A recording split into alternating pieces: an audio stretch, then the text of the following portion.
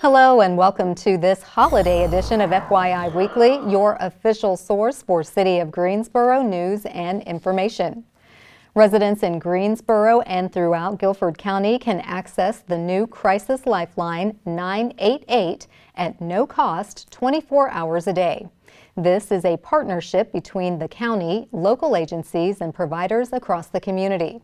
Residents can call or text 988 from anywhere in the United States to be connected to compassionate care when a mental or behavioral health crisis occurs.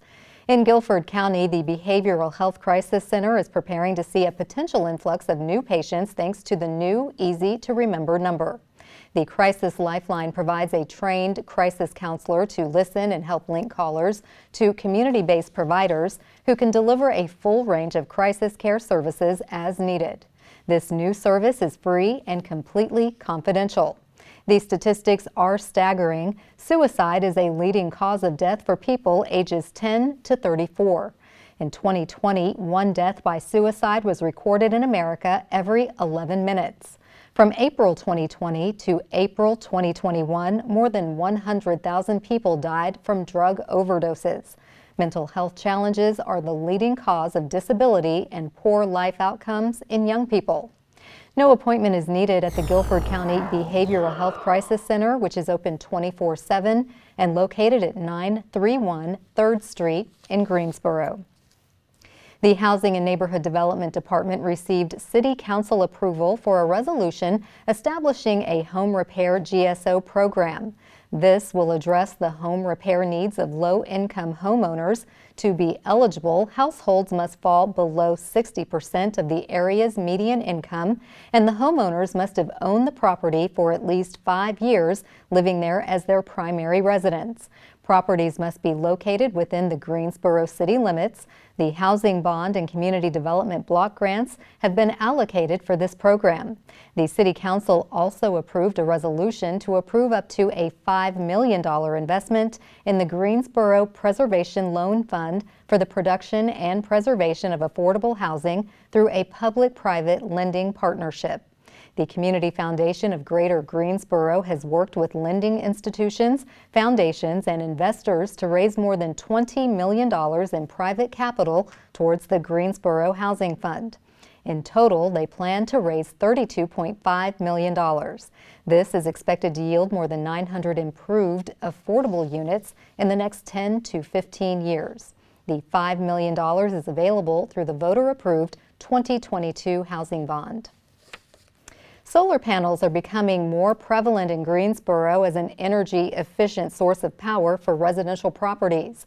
In an effort to help residents navigate the installation process, the City of Greensboro's Development Services Division has outlined the role it plays on its website. Basically, solar panel installation requires city building and electrical permits and associated inspections.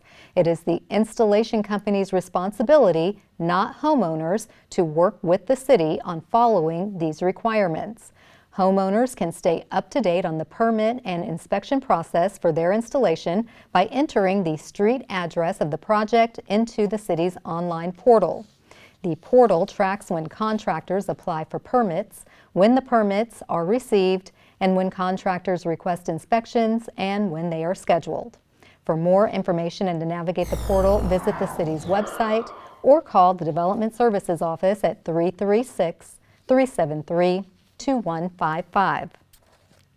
Cone Health has partnered with the city to share a series of brief and informative videos designed to inspire you to make better choices when it comes to healthy living.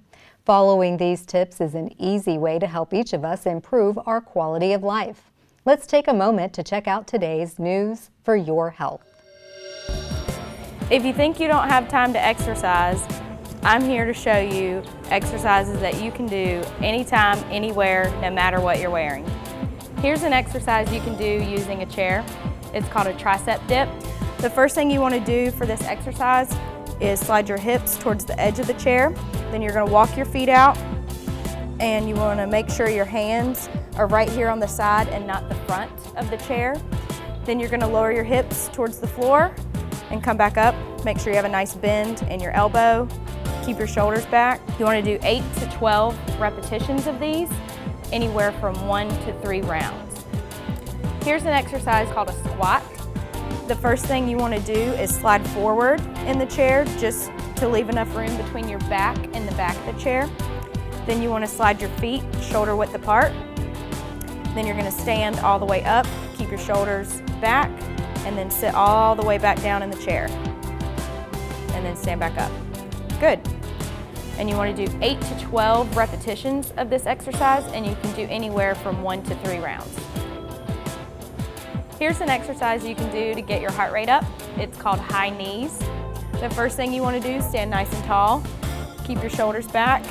Keep your belly nice and tight. And then you're going to alternate lifting one knee at a time. You can keep your arms down by your side like Megan's doing here, or you can hold them here. And if you want to make this a little harder and challenge yourself a little bit more, you can add in your arms and bring them down towards your knees. Good.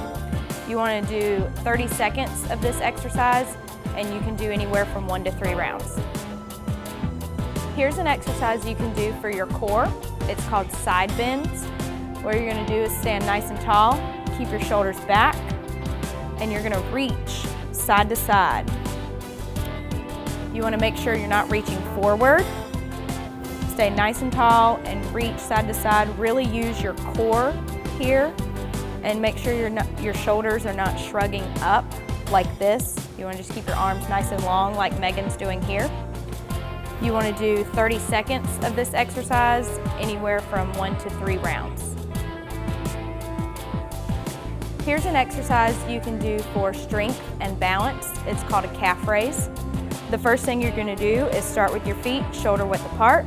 Stay nice and tall, keep your shoulders back. Then you're going to go up on your toes and hold it for a second, then come back down, up and back down. Good. And one thing to remember, if you do not feel secure completing the exercise like Megan is here, you can hold on to a counter or a chair. And you want to do 8 to 12 repetitions of this exercise, and you can repeat it 1 to 3 times. Some tips on how to fit exercise into your busy schedule are working out with a personal trainer, working out with a buddy can help hold you accountable and keep you committed to exercise. Taking the stairs is always a good idea because it helps your cardiorespiratory system, it helps strengthen your muscles, and you burn more calories than you do taking the elevator. When you go to the store, park in the parking space that's the furthest away, and for every 30 minutes that you are sitting down, get up and move for 3 minutes. Thank you for joining me today. I hope this information has been very helpful. And remember, exercising for only a few minutes a day can make a huge difference. To learn more, please go to conehealth.com/fitness. I'm Kendall McKinney. The city is investing resources and partnerships to provide warmth for our homeless community this winter, and crews continue to make the rounds collecting leaves. We'll have those stories and more news coming up after the break. Stay with us.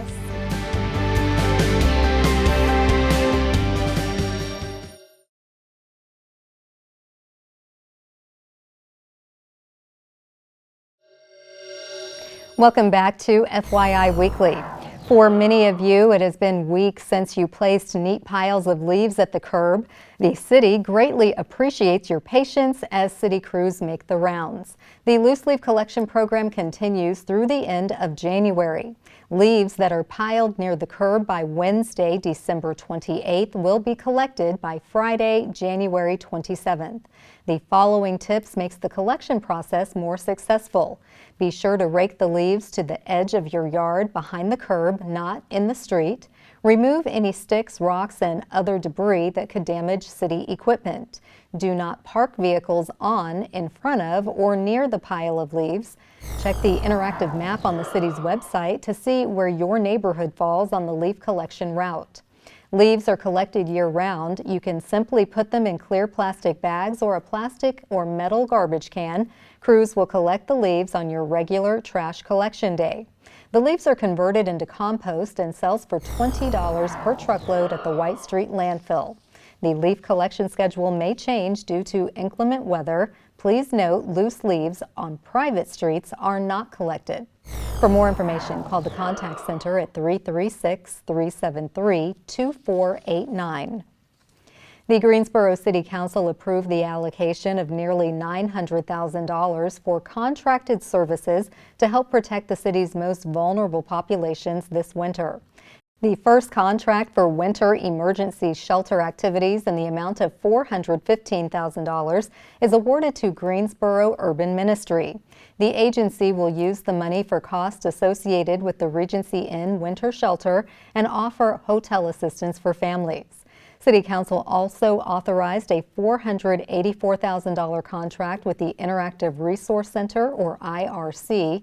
The funding will cover several initiatives, including safe parking, the Doorway Project, winter hotel housing, and white flag sheltering on extremely cold nights. The winter emergency programs will run at a minimum from now through the middle of March. The Guilford County Veteran Services Office has moved to the Henderson Building, which is next to Guilford Works and the NC Works Career Center in Greensboro. The Veteran Services Office on Maple Street closed back in November. The new office, located at 2301 West Meadowview Road, is open from 8:30 a.m. to 4:30 p.m. on Monday through Friday. The new Greensboro location is convenient to transit service and is connected to the NC Works Career Center, providing veterans with direct access to job and career resources. The Guilford County Veteran Services Office supports Guilford County veterans with filing for benefits administered by the U.S. Department of Veterans Affairs, the North Carolina Division of Veterans Affairs, or Guilford County. Veteran services are also available in High Point on East Russell Avenue. Tidings of comfort and joy can be a struggle for some people at this time of the year. Coming up after the break, we'll talk with a licensed therapist for ways to cope with the holiday blues. Stay with us.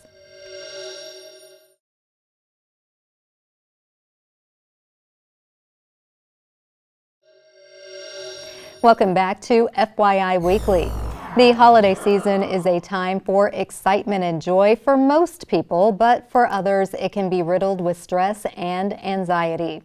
Joining me now to share some coping strategies for the holiday blues is Alicia Williams. She is a licensed therapist and owner of Theranista Wellness in downtown Greensboro. Hello, Alicia. Welcome to the show. Hello. Thank you so much for having me. Oh, I'm so glad. I'm so glad you're here, and it's so important and so timely to have this discussion. So let's start by having you explain how the holidays can have a negative impact on our mental health. So if we look at just the weather during the holidays, we're in the fall winter season, and in Greensboro right now, we are on day 15 of gloomy weather. So just the weather alone affects, our motivation, our level of interest of just wanting to tackle the day, let alone the holidays, right? But the holidays are inevitable. So we're like, okay, we have to get up somehow, some type of way. This is the time of the year where we spend the most money. So of course, financially. And then typically this is the time of the year where you tend to, reach out to your loved ones and see your loved ones a little bit more often. So, if you've lost loved ones, then that memory, that trigger of, oh, I won't see grandma this year, or I won't see my uncle, so-and-so this year. And, just those memories can be hard for people. And speaking of that, I was going to say, how do you mentally prepare for the holidays if you've recently lost someone, or it is, as you said, a trigger because you lost them already, but it was around the holidays and it's just a reminder? So from experience and from just educational knowledge, I would say you prepare. You lean into your family and you all prepare as a family. This is the new normal. So if you have missed your grandmother, if your grandmother has passed, grandmother's sweet potato pie won't be there. So let's figure out another solution. Let's figure out another way to make new memories, because that is what your loved ones would want you to do. That's how you honor them and being able to create new memories. So not allowing yourself to isolate, which causes us to regress, and allow ourselves, alone time is good, solitude is good because it's progressive. Allow yourself to be progressive in these thoughts so that you don't feel as sad. Okay, and then that really is applicable if the loss is recent. I think, as you said, it's hard for people to get up and get moving. It's going to be that much harder if the loss is very current. So as far as stress, you mentioned that, financially you can be stressed, but are there other triggers that cause people to be stressed during the holidays? Oh, yes, definitely. Work, family, whether you have lost somebody or not, it's just the time that you tend to be around, like I said, around your family more often than not. So sometimes if there's some conflict, usually this is a sad time for single people, because they desire to be in a relationship. And if they are not, then, Hallmark sets us up every so often. Yes. So just being able to adjust and not allow yourself to engage in the things that are going to trigger negative emotions for you as much as possible. Okay. Now, with the holidays, we have to take time out, and self-care is part of that. What are some practical strategies for self-care that we should practice? Engage in the things that you absolutely love about the holidays. For me, it's seeing the lights. I love driving around and looking at all the lights on people's front yards. So think about the things that have absolutely brought you so much joy and do those things. Again, don't isolate. Go to the family functions if there are some. Hang out with your friends. Go to community activities that are happening in your local area. I know recently we had the Festival of Lights here in Greensboro, which is a grand time. So just being able to do the things that will bring joy and also communicate. Let people know how you feel. When they ask how you're doing, don't just say okay, tell them. Yes. Make space for yourself to be vulnerable in these situations so that you don't feel like you're alone, because you're not. Okay, really great advice. And I know you have loads of other advice that you can share. So if someone wants to schedule a therapy session with you, how can they get connected? So you can reach my website at www.theranistawellness.com, as well as I am on the directory sites, Psychology Today, therapyforblackgirls.com, and therapyforblackmen.org. Okay, well, thank you, Alicia, for shedding light on this topic. Certainly, it's important to share coping strategies for holiday blues. Wishing you a happy holidays, and we certainly hope that you will come back again. Yes, anytime. Thank you so much for having me. Thank you. Stay tuned for some interesting and useful information about Greensboro as we tell you something about the city. That's coming up after the break. Stay with us.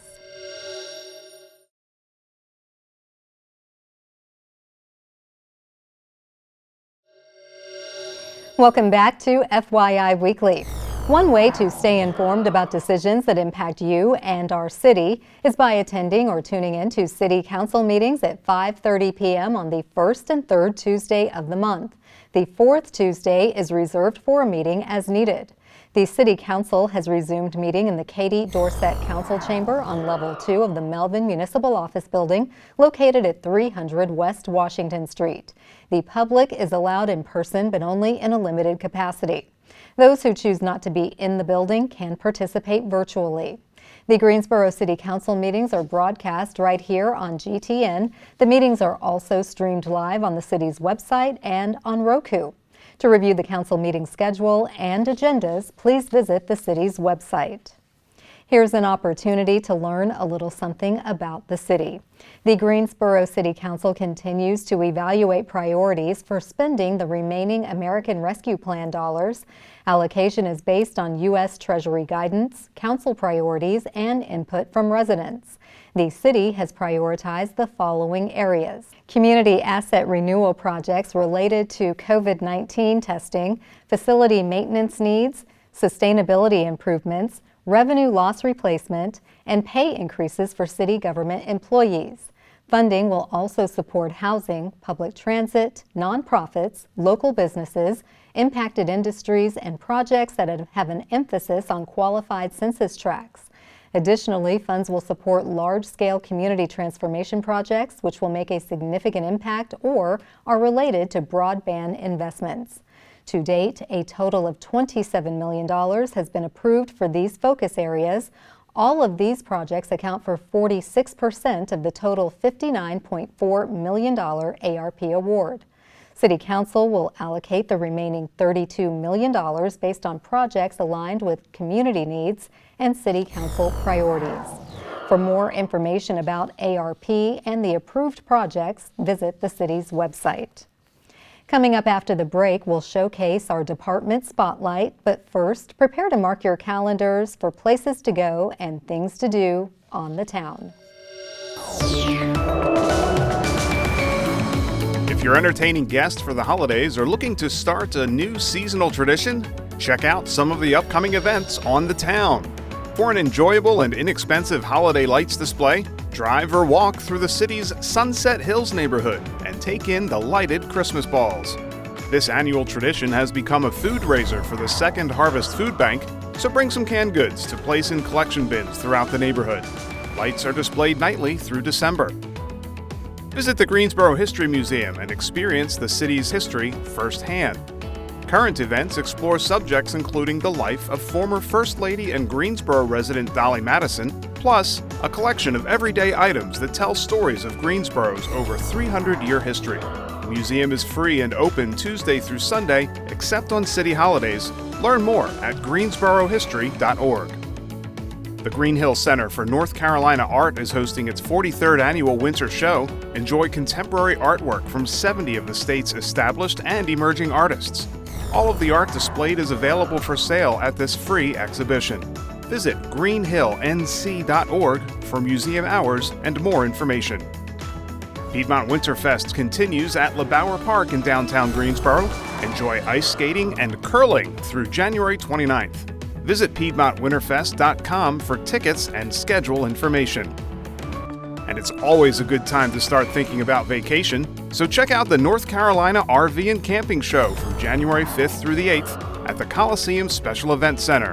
Whether you're new to the pastime or a seasoned veteran, there's something for you. Daily tickets cost $10. Hours and discount information are available online at GreensboroColiseum.com.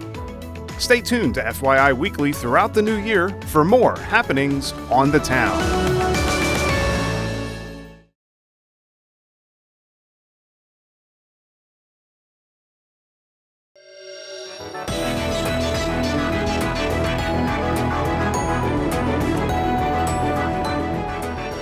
Welcome back.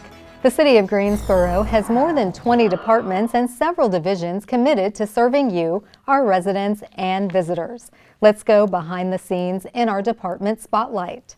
The Greensboro Residency for Original Works, also known as GROW, is featuring artist and filmmaker Rukiah Williams until January 15th.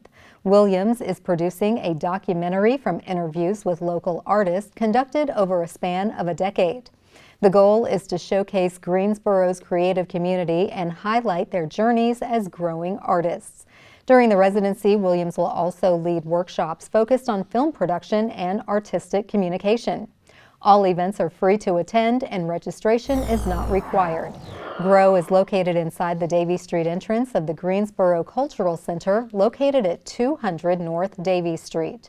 Williams is a multidisciplinary artist from Greensboro whose portfolio includes work in photography, videography, writing, graphic design, and painting. She studied advertising and graphic design at Guilford Technical Community College. She is a self-taught filmmaker who has won awards for multiple short films. For more information, visit the city's website. Straight ahead on the other side of the break is this week's Way to Go GSO shout out. Stay with us.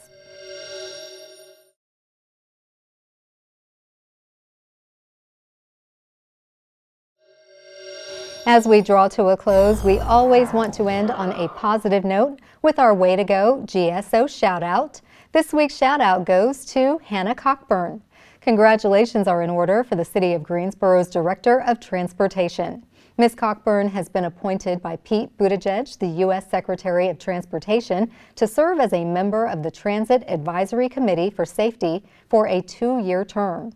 The purpose of the advisory committee is to provide information, advice, and recommendations on all matters related to the safety of public transportation. The committee was established in 2009 after a period in the early 2000s when the transit industry's safety record began to decline. Cockburn has served as the city's Director of Transportation since 2020 and previously worked with the North Carolina Department of Transportation from 2018 to 2020. Way to go, Hannah. That concludes this edition of FYI Weekly, but you can easily stay connected to the latest city news by linking to us on Facebook, Twitter, YouTube, and Instagram.